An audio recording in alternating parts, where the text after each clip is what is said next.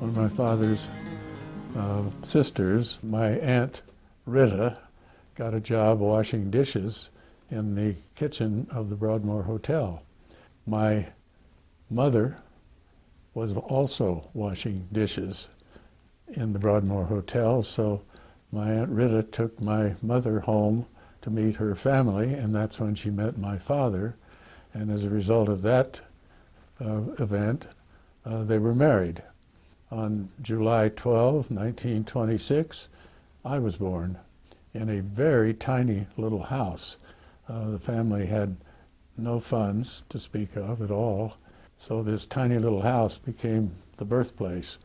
About 12 months later, my sister was born in that same little house, and as a result of a condition which was then caused and called, and I'm not sure whether that's still proper nomenclature or not, she had an episode of milk leg. Apparently that's a kind of thrombosis that lactating mothers sometimes experience, and she died. My sister was then 2 weeks old, and I was about 16 months old. So my sister and I were delivered to the hands of my father's mother, whose health had been poor in Virginia and did not improve in Texas and was still marginal in Colorado Springs. And this then 50-plus-year-old woman ended up with two infants, one 2 weeks old and one 16 months old. 6 months later, my father succumbed to tuberculosis. So at that point, I became Little Orphan Edgar, as I was frequently then called, and for some time later. So I was given into the custody of my grandmother, who had no money and was essentially illiterate.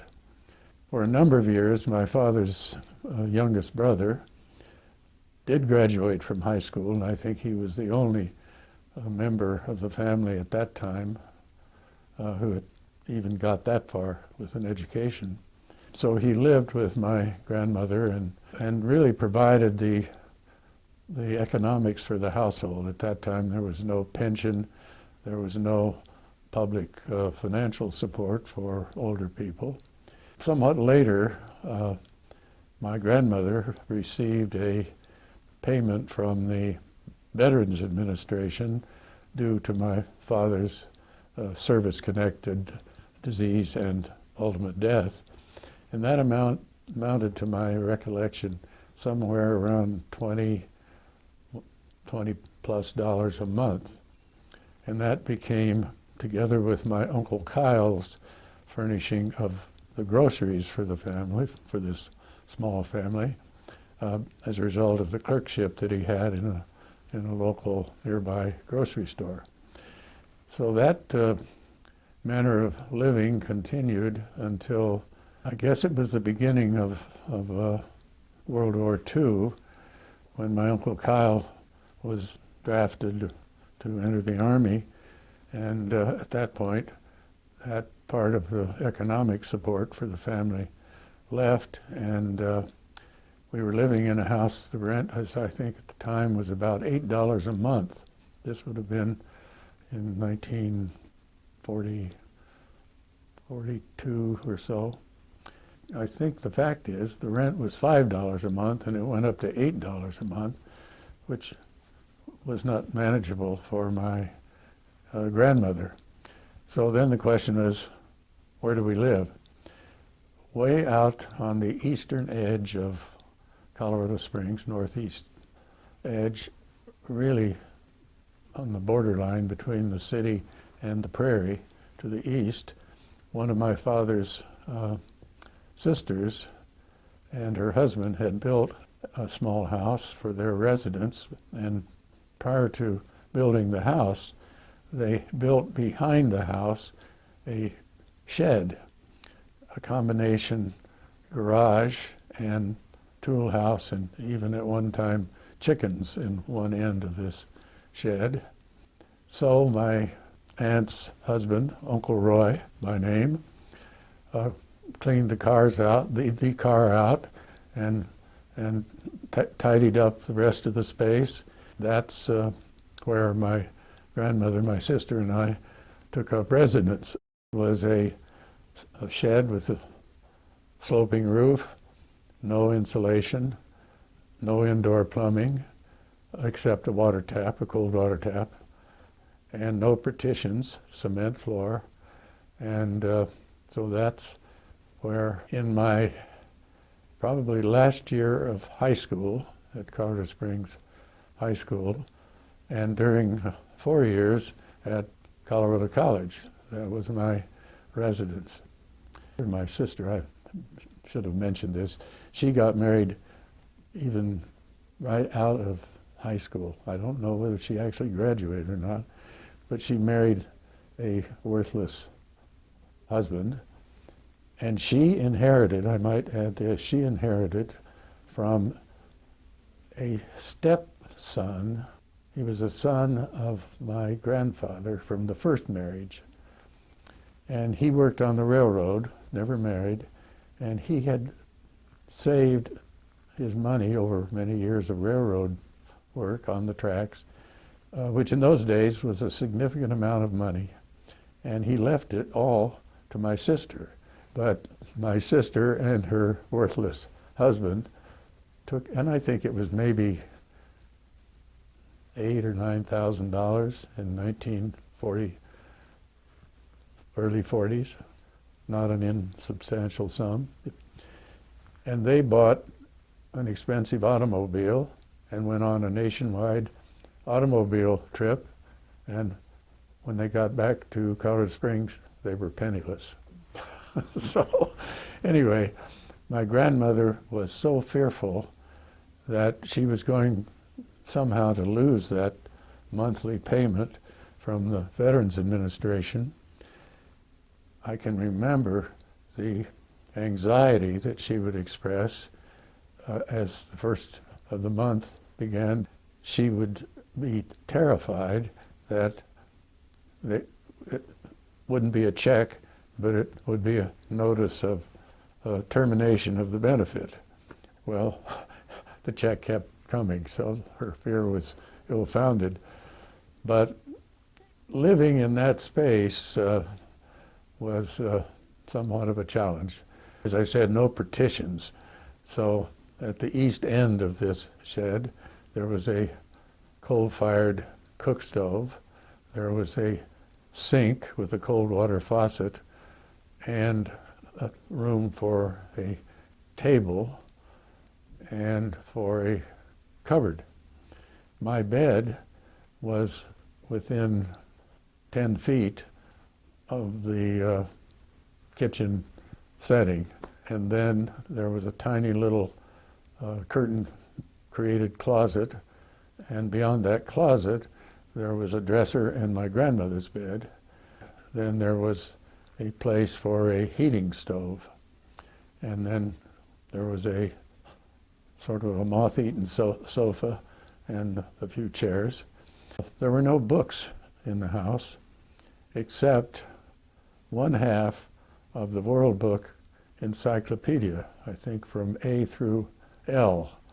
So I've said in later days, I knew something about aardvarks and Liberia, but nothing about the rest of the alphabet. Part of the hardship, so to speak, was, even reflecting on it today, I have wondered, because of the reluctance and the constraint that would often, in the wintertime, have to be employed, because the option was to stay in this very warm multi-quilt bed with a hot brick that my grandmother always prepared every evening, wrapping 2 bricks, one for her, one for me, in newspapers and putting them in the bottom of the bed as foot warmers. So that's the comfortable setting when you suddenly, or maybe progressively, realized that you would perhaps either need to go or like to go to the toilet. Well, the toilet was about 100 feet outside in a privy, and in the wintertime it could be below zero. There could be a wind blowing. I don't know what the chill factor might have been. And there's snow on the ground of varying depths. So the question is, do I need to go to the bathroom, or do I need to sort of grit my teeth and avoid that inclination? The other part of that was, particularly after I got to Colorado College and had a variable schedule, I'd sometimes get home quite late. My grandmother, having grown up spent time on the cotton farm in North Texas, she had to get up every morning at 4:30 to prepare the breakfast for the cotton crew. And it would consist of a number of fried chickens, lots of potatoes, biscuits, gravy for this hard-working crew. And she also developed the habit of going to bed no later than 8:30 or 9 o'clock.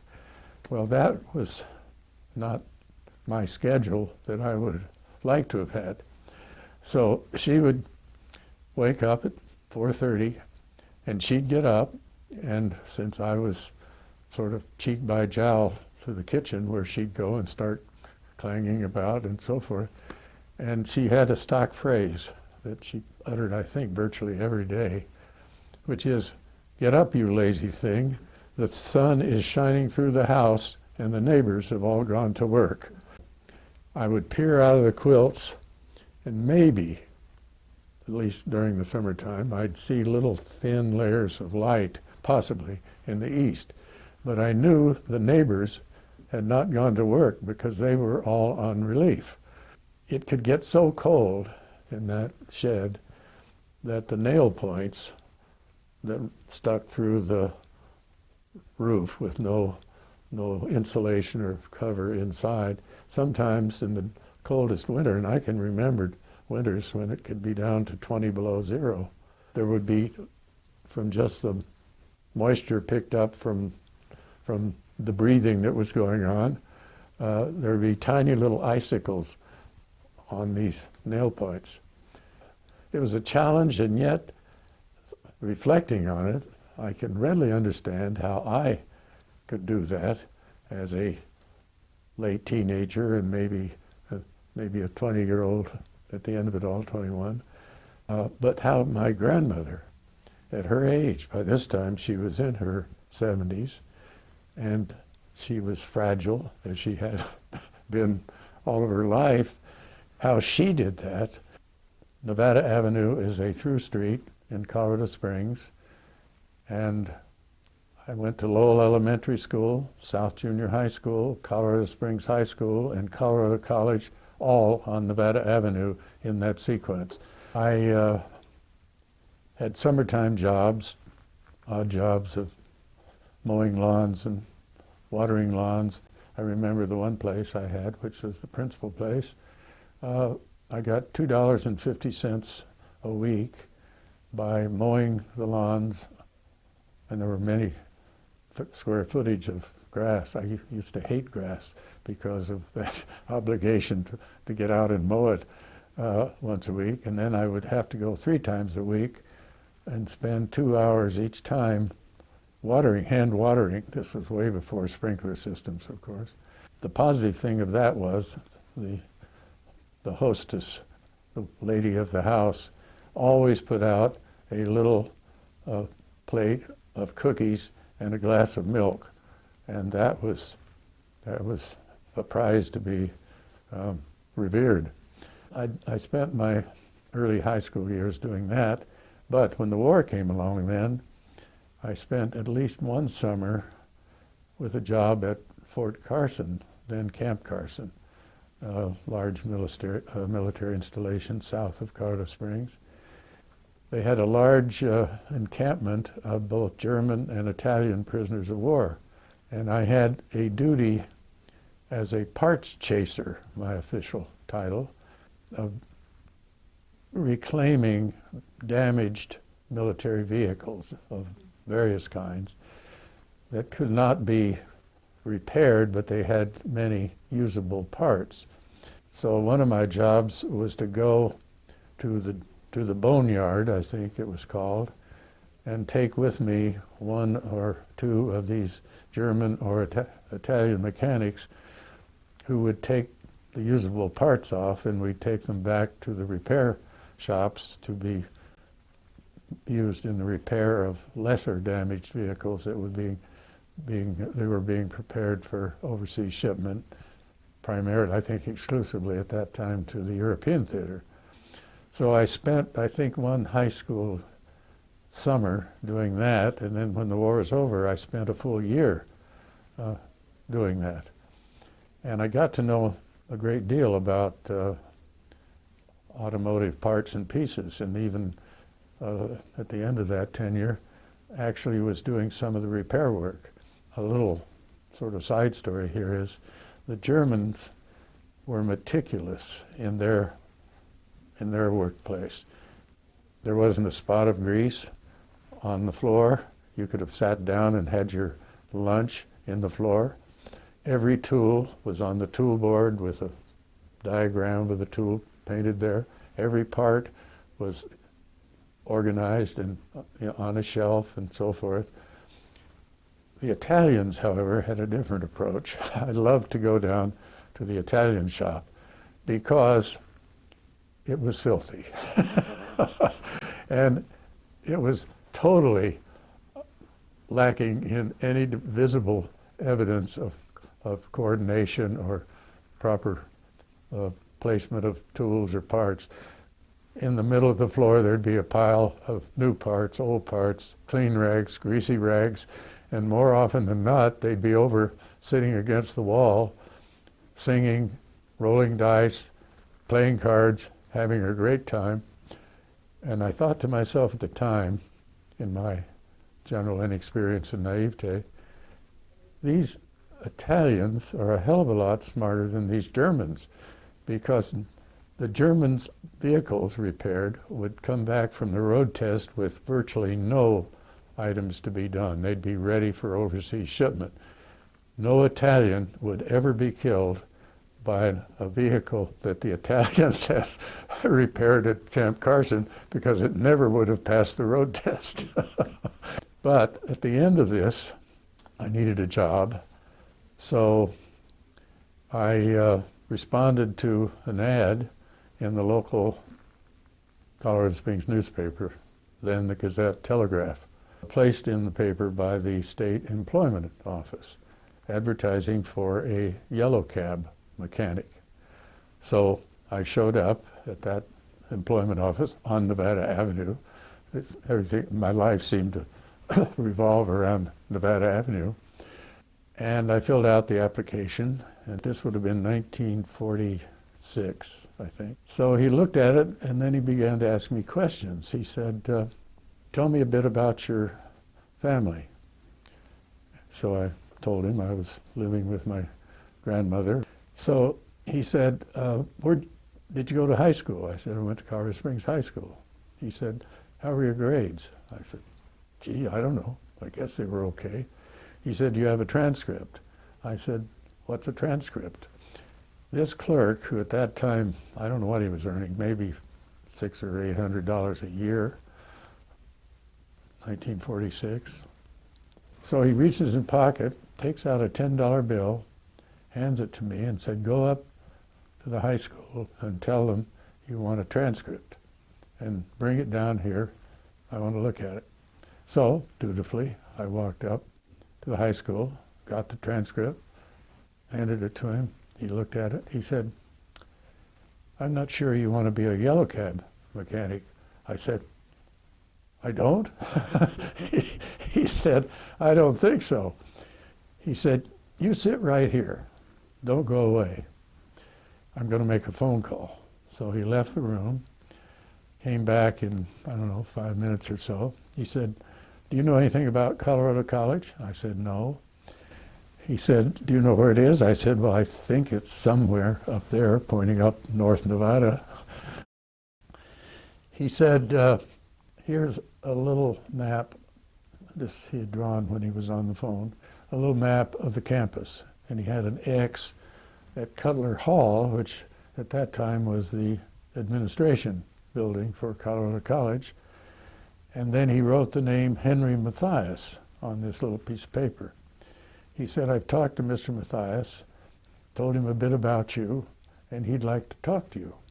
So he said, will you go up and see him? I said, I will. So dutifully, I walk up Nevada Avenue, and I prowl around on the campus, and I find Cutler Hall. And I went in, and turned out that Henry Mathias was the dean of admissions. So he asked me some of the same questions that Mr. Boyce, who was his clerk, asked me, a few more. And he said, and he looked at the transcript, he said, if I were to admit you to Colorado College, would you be willing to work, I think he said 3 or 4 summers, and pay the college X percent, I think it was 1% or 1.5% or something of your earnings? I said I would.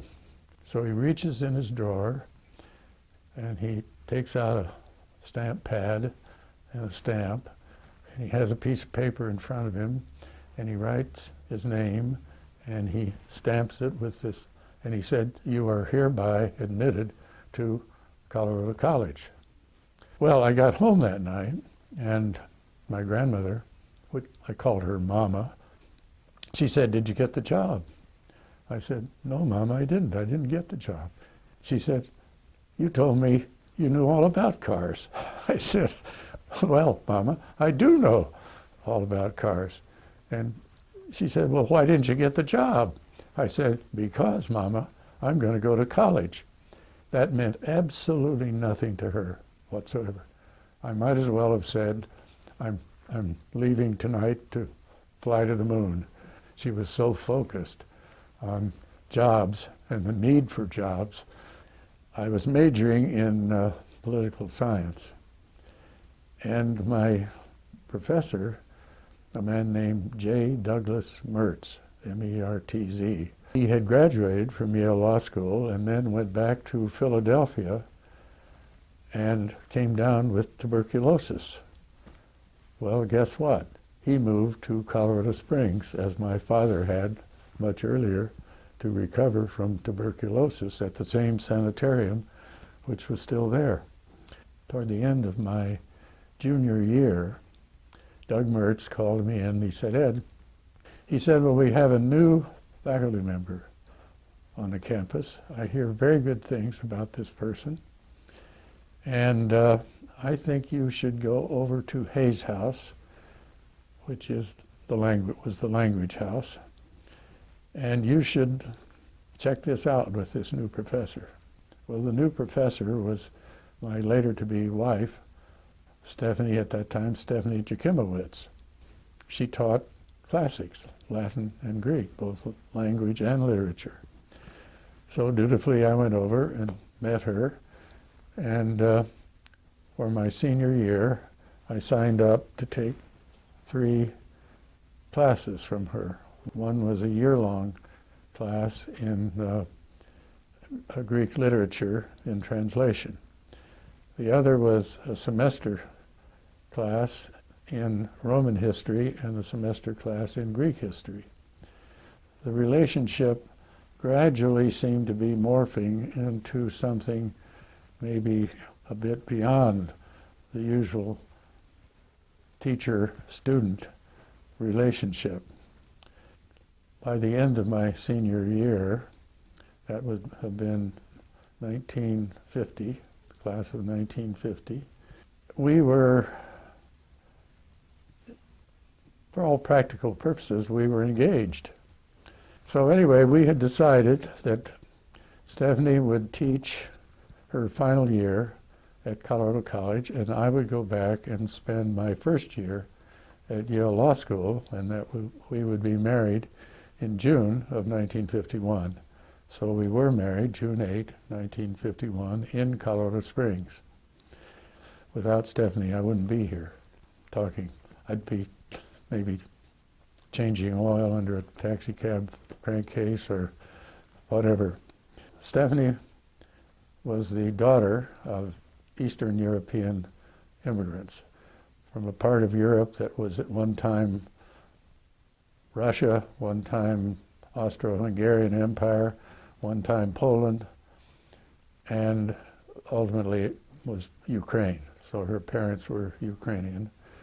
They came to New York penniless in the early, maybe 1920, 18 or 19 there, and lived in Upper Manhattan where Harlem now is. And she went to Hunter College High School. She majored in Latin. And her teacher urged her to go on and get graduate study in the classics. So with the encouragement of her principal teacher at Hunter College High School, she applied to go to Cornell. She had no money, her parents had no money, but she got a grant from the American Council of Learned Societies, I think it was, and that enabled her to go to Cornell. And by her age of 23 plus, she had obtained her master's degree and her PhD degree in classics at Cornell.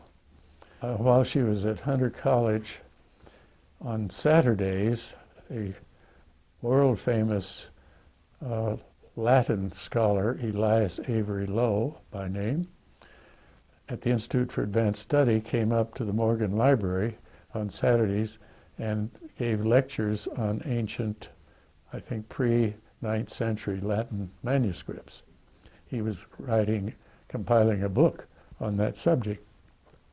And Stephanie met Professor Lowe there, and he was obviously impressed by her. When he learned that she had got her PhD degree and her master's degree at Cornell, somehow he got in touch with her and asked her to come to the Institute for Advanced Study and work with him on the production of this huge volume of ancient manuscript. But it was a large volume.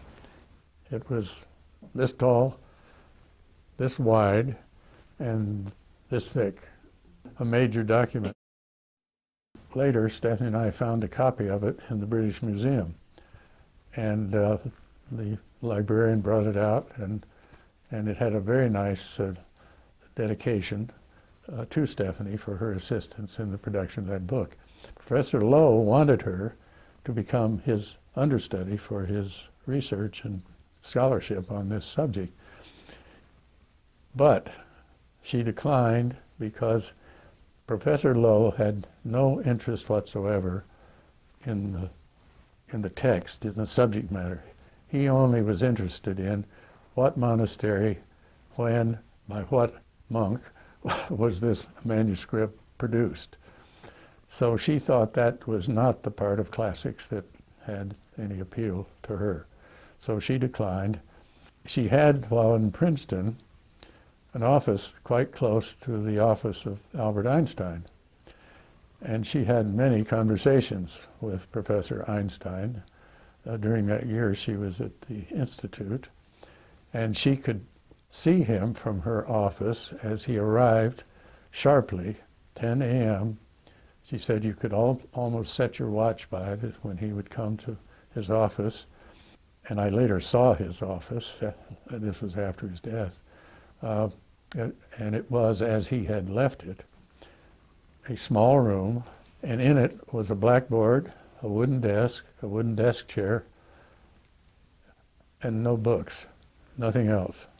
He would come in and sit at his desk, and then Stephanie said, and she could see him from her office observational point, he would begin to twirl on his fingers his long white locks. And he'd sit there and sort of be nodding away and twirling his fingers.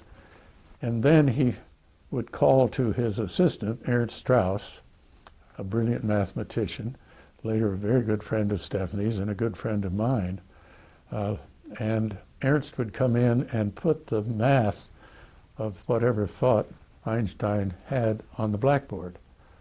Then every afternoon, I think it was at 4:30 or so, they had a social gathering in the reception room of Fuld Hall, which is where the Institute was on the Princeton campus. And Einstein would typically be there, always dressed in the same way with his sweatshirt, sweatpants, and sneakers. And there were conversations had on those occasions. And this was at a time when there were some very outstanding scholars at the Institute. John von Neumann, for example, was there. Kurt Gödel was there, who was thought by everybody to be an absolute lunatic because he was trying to translate the notes of Leibniz, and he was absolutely positive that there was an evil spirit operating to alter the notes of Leibniz so that he, Kurt Gödel, could not translate them and understand them. At that time, Thurston J. Davies, also known off record as Thirsty Davies, was on the campus. He was an alumnus of Princeton, and he was in Princeton for some alumni affair. And he put a small card, probably a 3x5 card, on the bulletin board in Fuld Hall, saying he would like to speak to anyone who would like to consider coming to Colorado College to restart the classics department, which had been terminated during World War II. Stephanie, quite by accident, walking past that bulletin board, saw this little card, and it had on it his Princeton phone number where he could be reached. So she called him, went and had about, I think, as I recall Stephanie's comment, maybe an hour and a half or more, a conversation with Thurston Davies, and he hired her on the spot to go to Colorado College. That was 1946, the year that I had enrolled as a freshman. Stephanie was about 4 years older, so I married an older woman. Unfortunately, she didn't have a fortune. But what she did have, as a result of her college teaching, when we got married, and I didn't have a penny, she had $3,800, I think it was, in her bank account. So that was the dowry she gave to me. That brings me back, I guess, to Doug Mertz, who was the one who said, you've got to become, he didn't use the term educated, not just trained. You need to branch out, and that's how you need to do it. He had earlier said, asked, what are you going to do with your degree? And I said, I don't know. And he said, you should go to law school. So we picked up on that, and he said, I want you to apply to the following 4 law schools. Maybe there was 5. I want you to apply to Yale, Harvard, Stanford, Chicago, and one other, Duke, I think. So there were 5. Well, I applied to all of them, and I was admitted to all of them. But I went to Yale Law School because they gave me quite a robust financial package. A very substantial part of the cost was gift, and the lesser part was a loan to be paid over almost an undefined period of time. So that's how I got to Yale Law School. Stephanie and I had agreed I'd complete my first year there. This is, I think, a point worth mentioning. During that year of separation, we wrote to each other almost every day. And at the end of it all, there were about 300, almost 400 letters that had been exchanged between the two of us. I think it was that separation that added, and the letter relates to that, to the glue that held our marriage together for 61 years. If Stephanie had lived, she died yesterday, was the second anniversary of her death. And if she had lived another month and a half, we would have been married 61 years. And through all the challenges of 7 years of Alzheimer's and 6 months of lung cancer, I think it was that separation and the letters that were written that provided for me, I used the term glue, that kept the whole thing pasted together over those challenging years and months. At Yale, Stephanie came back.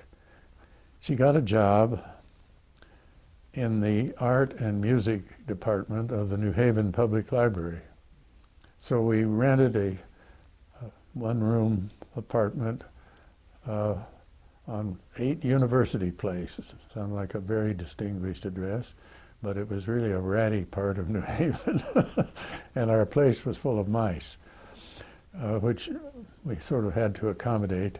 You'd go into a community bathroom down the hall to take a bath, and you'd fill the tub, and when you would get in the tub, you'd find that there was a mouse swimming around in the tub who had been down in the drain pipe.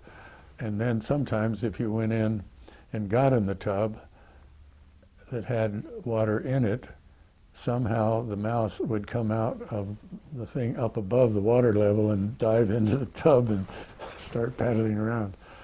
Mrs. Hogan, who was the landlady, an Irish lady, of course, she said, "I have very good beds here, so you'll really enjoy the bed." Well, the problem with the bed was when you sat down in the middle of it, on the side of the bed, it would fold up around you like sort of big earmuffs. And then, if we weren't there for a weekend, if we would go out and spend a day or a night out on the shore, she'd lend our apartment to Yaleys who would be there and have guests for the weekend, and we'd come back, and the whole place where we lived, the room, was sort of junked up. And then we came back to Denver when I graduated in 1953. Preceded in Denver, though, was my trip to Denver in April to try to find a job. I knew nobody in Denver. So I had a list of the law firms, and my first interview was with the firm in which Byron White, later to become Justice of the U.S. Supreme Court, was a member. And I had an interview with Byron White and 2 or 3 of his colleagues, and I got a job offer, $300 a month, and if I was married, $325 a month. So that evening, I called Stephanie and told her I found out what she was worth in Denver. She said, "What?" I said, $25 a month. Well, the next day, I thought, and I'd talked to a couple of other firms, but I knew there was another firm that I'd heard of, and had the name of, that I hadn't seen. But this thought occurred to me. The then chairman of the Board of Trustees of Colorado College, William Sharpless Jackson Sr., by name, one of the founders of Colorado College, was a lifelong student of Latin. And anytime there was a meeting at the college of the trustees where faculty was involved, Chief Justice Jackson always arranged to sit next to Stephanie so they could talk about Latin. So they became quite good friends. I had this idea brazenly. So I called the chambers of Justice Jackson in the Supreme Court, and his secretary answered. And I told him that I was a recent graduate of Yale Law School in Denver looking for possible employment as a lawyer, and that I am the husband of Stephanie Benton. I'd like to know if the justice would present an opportunity for me to speak to him. And she said, well, I'll ask him. He's in his office right now. Well, I could hear her conversation with the justice. And she said, there's a young man here from Yale Law School. His name is Ed Benton, and his wife is someone you know, he tells me, maybe a friend of yours named Stephanie. Oh, the justice said, Stephanie, of course, Stephanie. Well, tell him to get right over here. I want to talk to him. So I got over there, I think, almost before she hung up the phone. And she ushered me in. I'm sitting at the corner of his desk. He said, tell me about Stephanie. I've thought of her many times. Tell me about Stephanie. So I told him about Stephanie. He kept asking me questions about Stephanie and other questions, and I began to think, talk to me. I'm the one looking for work. She's not. Well, finally he said, you're a graduate of Yale Law School. I said, that's correct. He said, you know, I have an idea. He said, I have a co-trustee at Colorado College named Harold Roberts, class of 1908, he said. And Harold is a very close friend of mine, and he's head of a law firm here in Denver called Home, Roberts, Moore, Owen, and Keegan. He said, I'm going to give Harold a call. I thought, now we're cooking. So he picked up the phone, called. Harold Roberts happened to be at his desk, and he said, Harold, this is Bill Jackson. Oh, hello, Bill. I could hear Harold, too. And then the judge said, I have a young man here named Ed Benton, and his wife is a good friend of mine from Colorado College. Her name is Stephanie. And then he started telling Harold Roberts all about Stephanie. He went on and on about Stephanie. And I thought, again, tell him about me. But then he cut to the chase. He said, Harold, I'm going to send him over there for you to talk to. I think you ought to consider giving him a job. I thought, wow, now we're cooking. So I go over. Harold Roberts is in his office. A senior partner, J. Churchill Owen, was there, and a very young partner, Ted Stockmar, was there. And they asked me a few questions and so on. And Harold said, Ted, you're the one who told me recently you needed some help in your oil and gas department. And is that the only vacancy we think we have? And Church is nodding his head, and Ted said, well, I don't know of any other. So either Church or Churchill or Harold said, take Ed Benton into your office, Ted, and you talk to him, and then let us know what you think. I sat down, and he said, tell me about your Yale Law School education. He said, did you have any oil and gas law there? I said, no. Did you have any real property law? I said, yes, I did. I had one course, future interests. How'd you do in that course? I said, I flunked it, which was the fact. I had less than zero interest in that esoteric common law doctrine of future interests. So you flunked the only course you had dealing with real property. He said, did you have any other course that in any way dealt with real property? I said, I did. What was that? I said, well, it was, first of all, Ted, it was taught not by a lawyer, but by F.S.C. Northrop, Sterling Professor of Philosophy at Yale University, who wrote that famous book, The Meeting of East and West. You probably got a copy of it somewhere in your books here. If you don't have, you should have. Anyway, he said, well, what was that course? I said, well, let me tell you what Professor Northrop would say in response to your question, if he were sitting here in this chair. He would say, concept of real property is one of many ever-vanishing phenomena on the undifferentiated aesthetic continuum. That's what he would have said, and that's what I adopt as my response. Ted sort of blinked his eyes. He said, Ed, I have absolutely no understanding whatsoever of what you just said to me. I said, Ted, this was after maybe about near an hour of conversation. I said, Ted, let's cut to the chase. If you give me a job here, you can teach me oil and gas law, and I will teach you what I just said. So I go back to my hotel about 8:30 that night. The phone rings. It's Ted. He said, Ed, I don't know why I'm going to do what I'm going to do. I have no credible basis for what I'm about to say to you. You're hired. So that's how I got employed by Home, Roberts, Moore, Owen and Keegan in July of 1953, and that firm is still in existence, although it has a name change now. It's called Bryan Cave. It merged with a St. Louis firm recently, but I'm still connected with that law firm all these years later. Then in 1978, I went out to Rocky Mountain Arsenal to be involved in that remediation, and I spent much of the day, the day before yesterday, out there at a 6-hour meeting.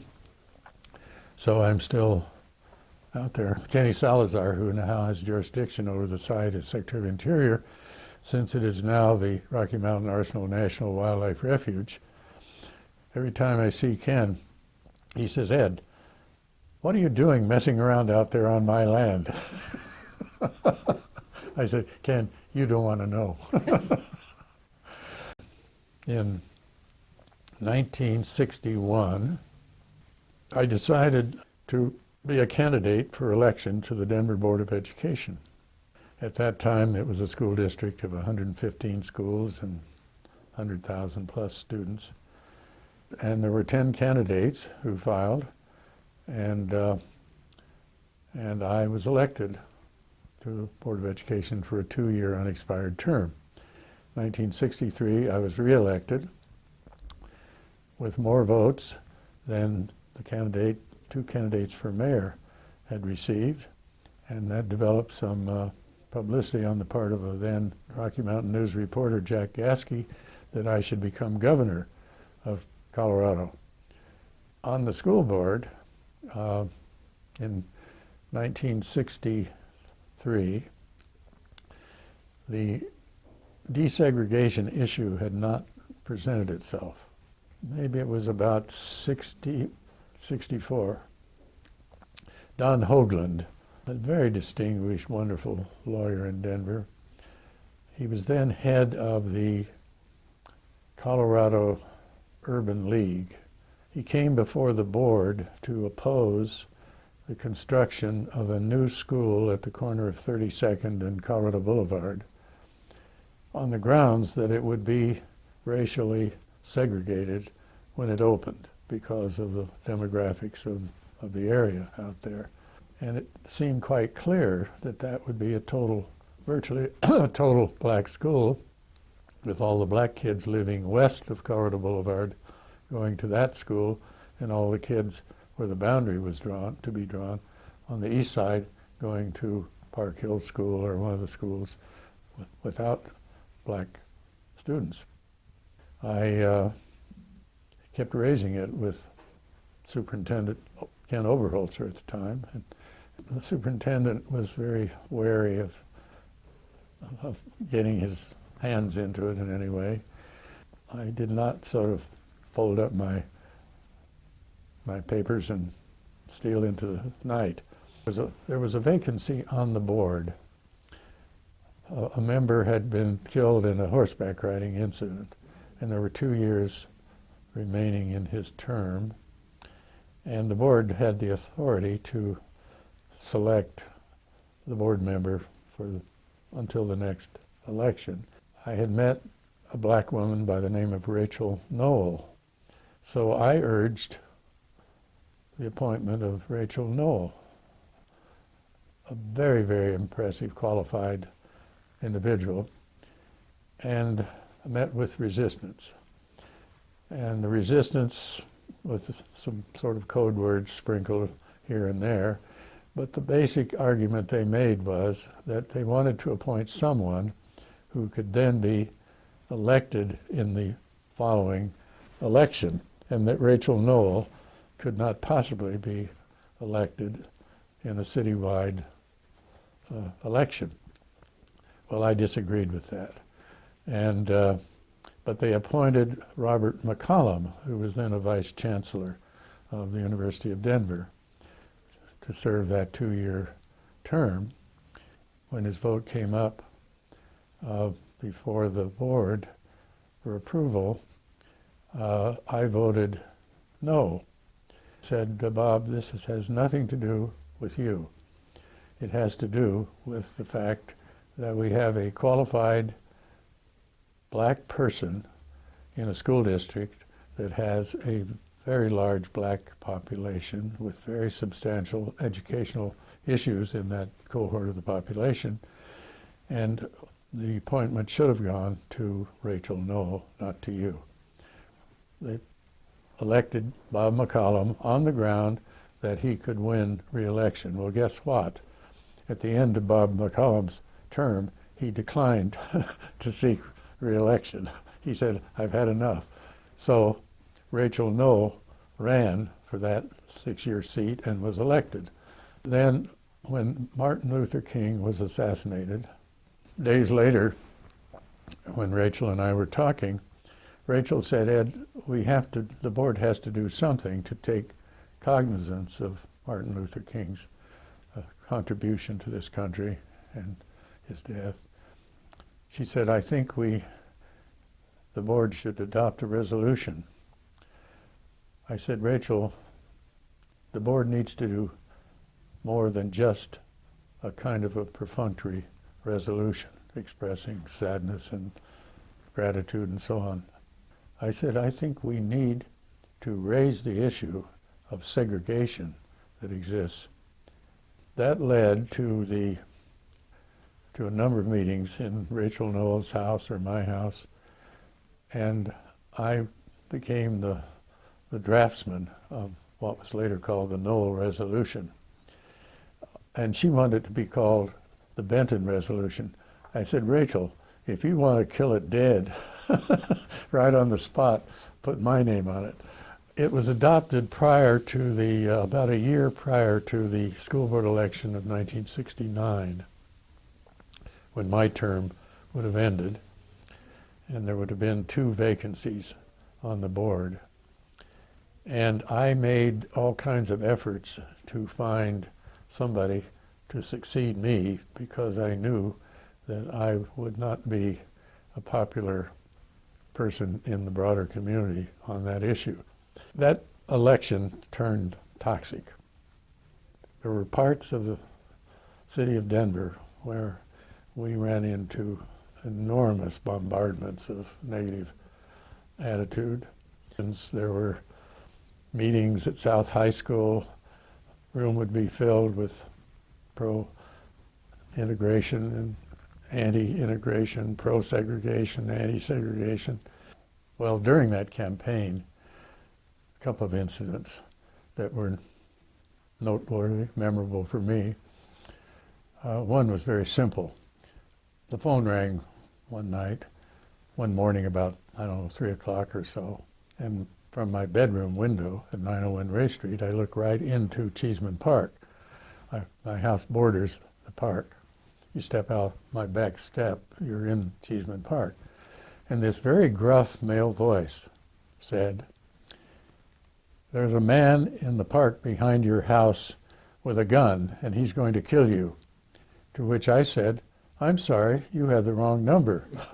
Well, there was this spluttering and spewing at the other end of the line, and he hung up.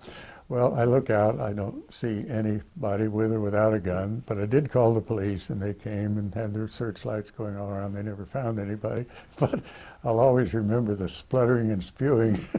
But he probably thought, gee, I thought I had the right number. So that was one incident. The other was a little more alarming. It was out at, I think, 23rd and Welton, and the Black Panther Party was there, and they were very negative toward any kind of integration of schools. They wanted black schools and only black schools, as you know.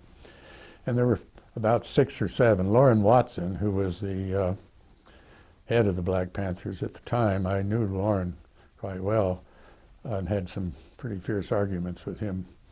But he was not there, but 6 of his hench people were there. And the meeting went on, and finally, and I had parked behind this building. Went on, and it was, I don't know, close to 11 o'clock or even later. And finally everybody had gone, so the meeting was over, and I went out the back door where I'd come in. And when I got out to the parking lot, these 6 young Panthers were there, blocking my way. My car was a short distance away, but they were in a kind of a semicircle between me and my car. And then they join hands and start circling around me and pointing, "We will your death. We will your death." Well, I thought, that's not a comforting performance. Well, there was an alley there, and I kept, you couldn't see this from the street, but there was an alley, and I kept hoping maybe a police car would go by, but that didn't happen. So I would just stand there in the middle of this, and they'd stop the circle, and then if I'd make any move toward the car, they'd reform the circle and repeat the chant. Well, I thought, how long is this going to go on? And finally, one of them said, I guess looking at his watch, "Oh my God, it's whatever time it was, after midnight, I think by this time, I gotta go." Well, they broke up, walked away, and I get in my car and go home. But it was a little testy for the moments, because I thought, well, I don't think they're going to do what they're saying, but I don't really have assurance. Later, there were policemen in the schools, East High School in particular.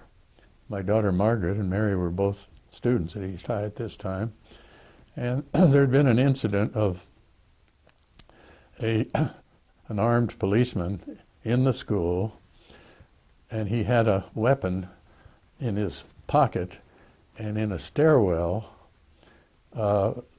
some student grabbed that pistol, and it was detonated in the stairwell, and the bullet went zinging around the walls of the stairwell. Fortunately, nobody was hurt, but it was publicized at the time. Anyway, as a result of that, the Board of Education asked to have uniformed police officers in all of the high schools. Well, that seemed to me to be unwise. So there was a board meeting shortly thereafter. So at the end of the business session for community comment, I raised my hand and I made this presentation. Get the armed patrolmen out of the schools and have the parents there to impose discipline. And while I'm making my statement, the 2 new members of the board are staring off into space. One of them's reading a newspaper, another one is sort of half asleep. In my final comment, I said, unless this board sitting here tonight takes action to remove armed patrolmen from the schools, I am going to remain in this boardroom until that occurs. And then at that point, one of the members said, "I move to adjourn," and they all got up and walked out of the room. The then reporter for the Denver Post by name of Cindy Parmiter, who covered the education beat for the Post, Cindy came rushing up to me with her notebook. She said, "Ed, what did you say?" I said I was going to remain in this room until the board decided to remove the armed patrolmen and put the parents in the schools.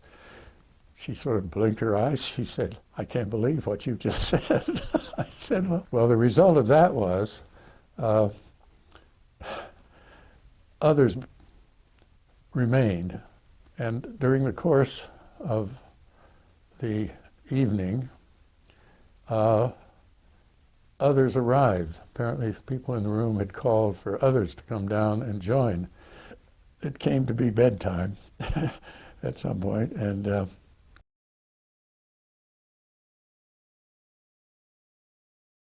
I had agreed with my law firm to make a presentation at the Denver Club on a very important matter for the firm at lunch during the time of this colloquium still going on. Well, I hadn't shaved. I needed a clean shirt, so I called Stephanie and I said, Stephanie, would you please bring down to the parking lot of the Board of Education right behind the building a clean shirt and my razor and shaving cream. So dutifully, Stephanie came. I went down through the fence. She handed me the what I needed. I went back, went to the restroom, shaved, changed my shirt. George Brown was there. I said, George, I'm going up to the Denver Club to make a talk that's obligatory, so you're in charge of the colloquium until I get back. He said, Ed, you lead a strange kind of life. Well, I went to the Denver Club, made my talk, and came back. During that evening, I was getting a little sleepy, but this was maybe the second full day, and I hadn't slept the night before.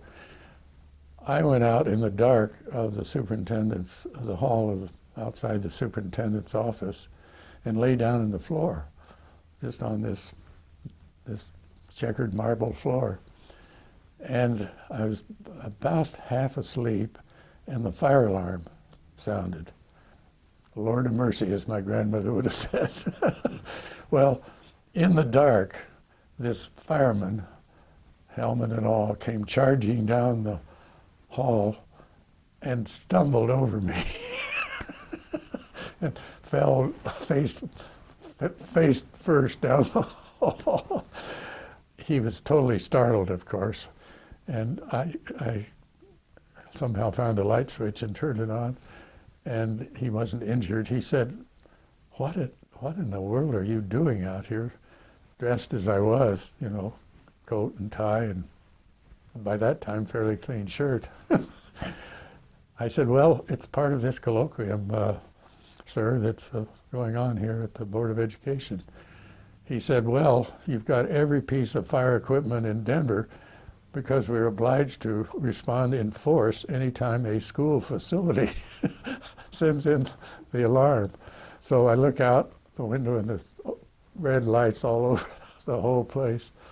There was a black senator, George Brown by name, in the state legislature at that time, who was a Denver Post reporter as his occupation. He said, you know what I'm going to do? I said, what? He said, I'm going to call the mayor and see if he can get the police out of the classrooms. So we went to a phone in one of the offices there, and he got the mayor, and I'm listening on the other line, and he said, Bill, he said, we've got this colloquium going on over here at the Board of Education, and the board has voted to keep armed policemen in the schools. And he said, Bill, that's a terrible idea. We've got parents lined up who can perform that role and so on. I wish you would talk to the chief of police and see if he isn't willing to back off. And Bill McNichols said, oh, I'll be glad to do that. Bill came back on the line and said, well, the police chief is willing to back off. He said he would like to keep a few patrol cars within close distance to the schools in case something got out of hand. But yeah, the chief's willing to remove the armed policemen. So the police were removed from the buildings. Dick Lamb one day called me, then governor, and said, Ed, there's a vacancy. One of your partners, Don McKinley, had been on the CCHE at the time, and he was elected to be a member of the Board of Trustees of Dartmouth College, and he resigned from the commission. And Dick said, I'm going to do something I'm not quite certain about, but I'm going to do it anyway. And I said, what's that? He said, I'm going to appoint you to succeed Don McKinley on the Commission on Higher Education. I said, why are you not certain about it, Dick? He said, well, Hugh Fowler is the conservative Republican chairman of the Senate Education Committee that would have to confirm your appointment. And he's likely to be very hostile toward you. So he said, what I'm going to do, I'm going to wait until the legislature adjourns and make a recess appointment that will give you a little time to be on the commission before you're actually a sworn-in member. When the chairman, Hugh Fowler, called the official meeting of the commission for confirmation, there was another person that Dick had appointed, a woman from Fort Collins named Ann Manville, very bright, able woman, and she was on the agenda ahead of me. Ann Manville was at the table, and the chairman said, Hugh Fowler said, well, Ms. Manville, I've looked at your resume, and you've accomplished a lot of things. You've got quite a few activities here that I've noted, but he said, I've also noted with particular interest that you've been very active in the League of Women Voters. She said, well, that's correct, Mr. Chairman, I have been. He said, well, in my opinion, the League of Women Voters is simply an adjunct of the Democratic Party, and I have no use for them whatsoever. I thought he was going to say, and I'm going to see that you aren't confirmed. Instead, he said, but with these other things that you have, I'm going to go ahead and approve your confirmation, and the vote was unanimous for her. He said, now, Mr. Benton, please take the chair. So I go up, and he said in a kind of a caustic voice, well, Mr. Benton, what qualifications, if any, he said, do you have to serve on this commission? I said, Mr. Chairman, I appreciate the opportunity to appear and to testify, but I would assert that whatever other qualifications, if any, I may have, my principal qualification to serve on this committee is that I am not now and have never been a member of the League of Women Voters. At which point somebody said, I move his confirmation, and in a second or two I was confirmed. Let me say a word about higher education. Generally speaking, in education today, from kindergarten through graduate school, professional school, I am an addict of the Jerome Bruner concept of education. Bruner's concept is that you choose a subject of worth, and you start teaching that in pedagogical form and terms, concepts and language in the first grade. And then you go up the spiral, increasingly complex words and techniques, until wherever you get off the spiral, whether it's in high school or after high school, in college or university, in graduate school or out, that is available as a fundamental part of the curriculum. Instead of, for example, having a course in civics in high school, that's sort of the beginning and the end of that, you have this accumulated insight and understanding of increasingly substantive significance, complexity, and value wherever you get off the spiral. It relates back to higher education, and here's an example. The then president of Colorado State University was a man named Ray Chamberlain. He was then president of CSU, and at that time the commission had authority, required jurisdiction, to approve any new graduate PhD program at any of the state institutions of higher learning. The program that Ray Chamberlain presented to the commission for approval was a new PhD program in computer engineering.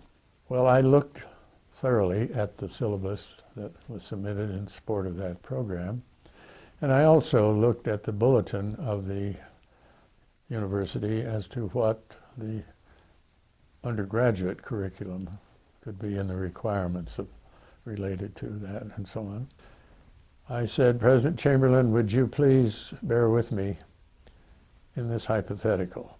Your new PhD degree holder is in his or her workstation, and the boss comes in, whoever the boss is, and said, by the close of business on Friday, I want to have on my desk a program for the nuclear extinction of all major cities in the Eastern Hemisphere. I said, with all due respect, Mr. President, where would your PhD degree holder have learned to ask the question, why? Well, Ray Chamberlain, who was not easily stumped, he looked as though I had maybe hit him across the face with a wet mackerel or something. And he said, Mr. Chairman, I have my dean here and I have other colleagues here. Could we have about a 15 or 20-minute recess? I'd like to discuss Commissioner Benton's question with them. He turned and looked at me. He said, Commissioner Benton, they get all of that stuff in undergraduate school. I said directly into the microphone with full volume into the room, bullshit. Well, that sort of ended the session. But I had carefully looked at that bulletin of the university, and you could have got into that program without ever having any basis produced to enable that PhD person to have asked that question. Final comment on this. I voted against the athletic budget for the University of Colorado every year when I could have a vote, because mostly I couldn't get a second. Anyway, on this occasion, I had a second, and discussion was had, and Roland Rautenstrauss was then the president. And I told him that I had consistently, which he probably knew, voted against the athletic budget of $1 million at that time, and that my alternative was to use that $1 million in creating a robust and significant campus mural program, athletic mural program, so all the students could participate rather than just going to Folsom Field occasionally and watching a football game.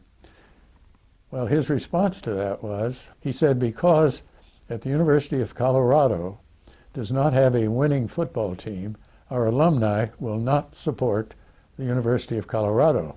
To which I said, again, with all due respect, Mr. President, does that give you any thought whatsoever as to the quality and character of the education that you're imparting at the University of Colorado? So you can see why I'm in such disrepute.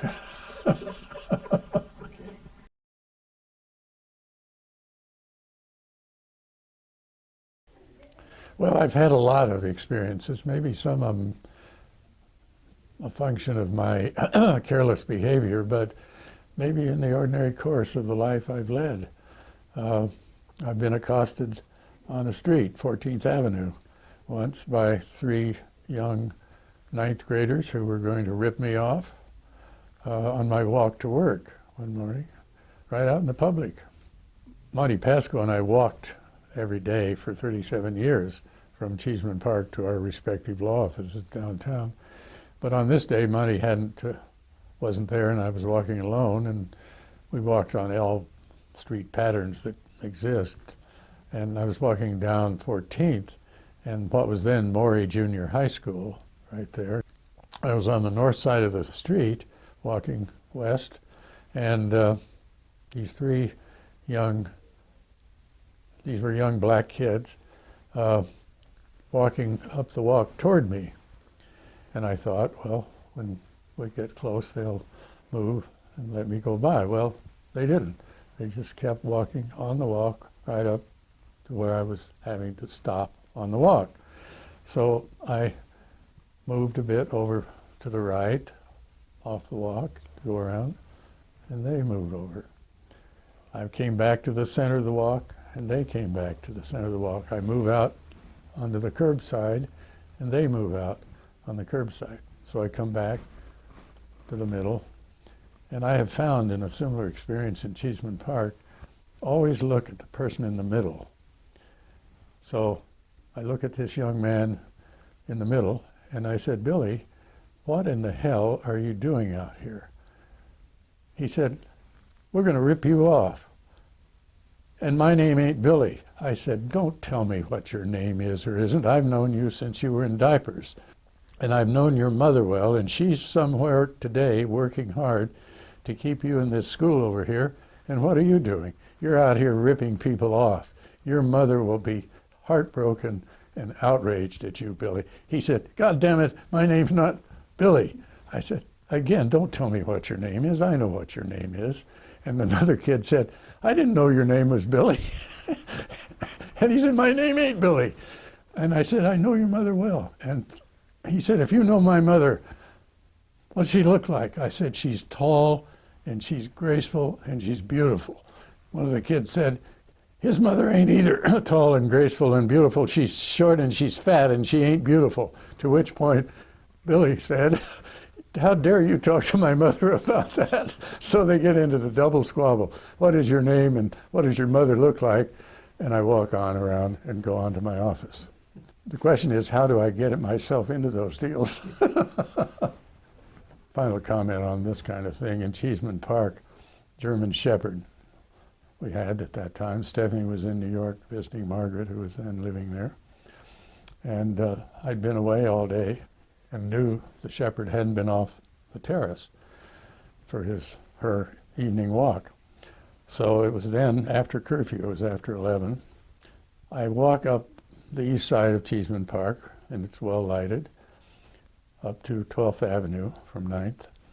And as had been my habit when I was walking the dog, I would release her from the leash, and she would make an absolute razor-pointed trip back to the house. And so I did that night. I released her, and then as I looked down the path that I had just come up on, under a park light, there were 3 men standing. And I thought, well, I'll avoid them. So I went out around the pavilion there.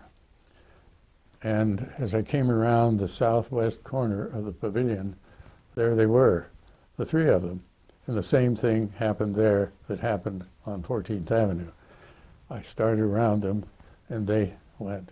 I came back to the middle, and they came back to the middle. And I went to the left, and they came back to the left, and then to the middle.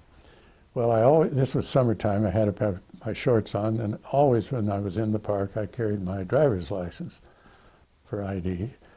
So I'm looking this guy right in the eye, and I reach in my pocket, and I take out my driver's license, and I hold my hand out. I said, O'Toole, Denver Vice, you touch an officer, it's 10 years for you. You 2 guys stand and watch. It's 8 years for each of you. You better reconsider, gentlemen. One of them said, oh shit, he's a cop, let's get out of here. And they took off. Well, as I walked on home, I realized they had violated the law because of the curfew. I had violated 2 laws, the curfew and impersonating an officer.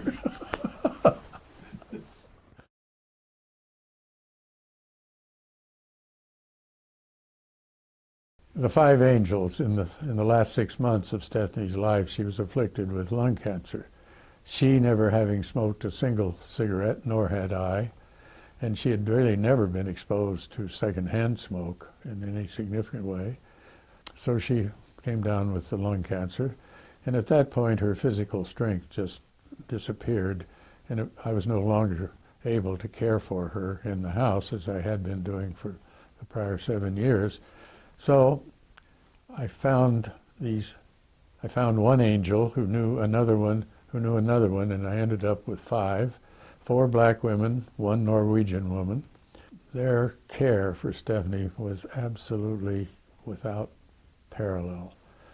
It wasn't just normal health care, it was love, affection, commitment that was just remarkable. Well, I have over time since yesterday, which was the second anniversary of Stephanie's death, I have invited them to my home for dinner on a number of occasions. We've had lengthy conversations, and part of it had to do, even including the last conversation, which was about 2 weeks ago, I think.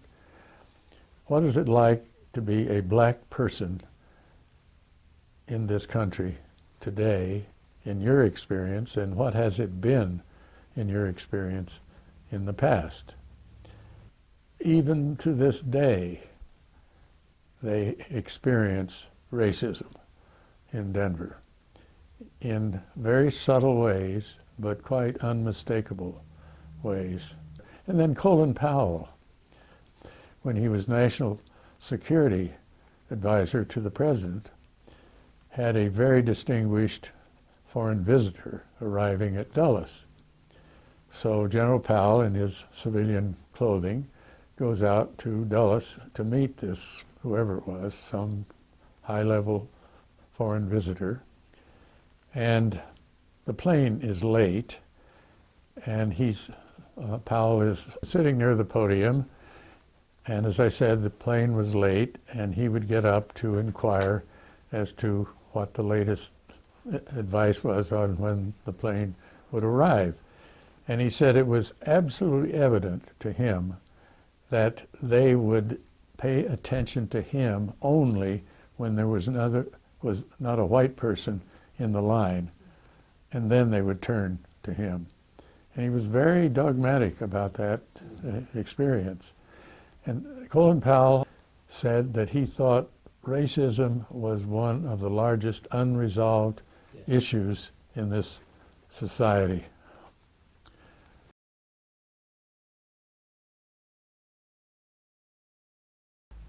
I have said as late as 2 nights ago to both of my daughters, one in Singapore and one in Miami, both urging me to come to their respective locations for Christmas.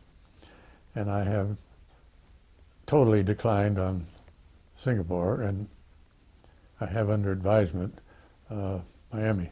But I said to them in separate conversations, I said, I do not want you to be worrying even a nanosecond, and if there's something smaller than a nanosecond, that amount, about your aging father celebrating Christmas here in Denver alone in the dark.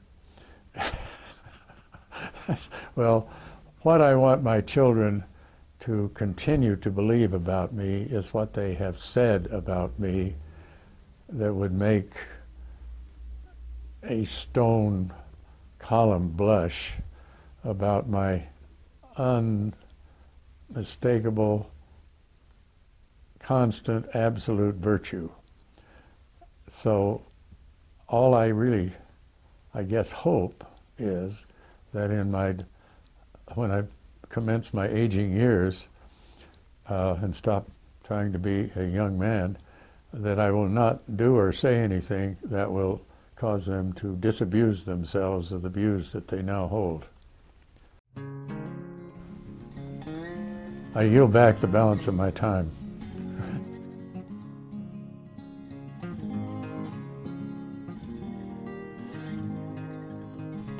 So, that's my response within the time limits afforded. Well, I can say a few words if this building were on fire, but I'll do my best.